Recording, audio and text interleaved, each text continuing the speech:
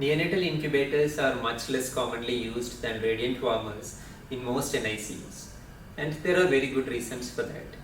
In general, incubators tend to be much more expensive than radiant warmers.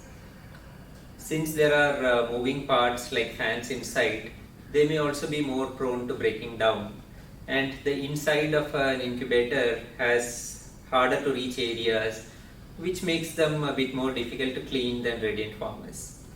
And if you need access to the baby for a procedure, it is much more easy to access the baby under a radiant warmer than inside an incubator. And there are also concerns about the water that is used for humidification, and some people feel that it may lead to more gram-negative infections. Now, of course, it's a closed system, and it works by circulating hot air. So it's a convective system when compared to a radiant warmer, which of course uses radiant heat. And now, because this is a closed system, that also means that the baby is more protected against drafts of cold air from open windows or air conditioning vents. And because it's a closed system, we can also humidify the air that surrounds the baby.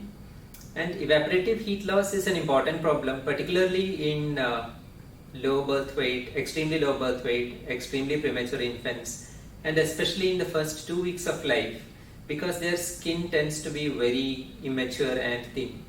And if there are excessive evaporative losses, babies can end up with hypothermia, hypernatremia, dehydration, and other problems. So humidification is a major clinical advantage that the neonatal incubator offers over the radiant warmer.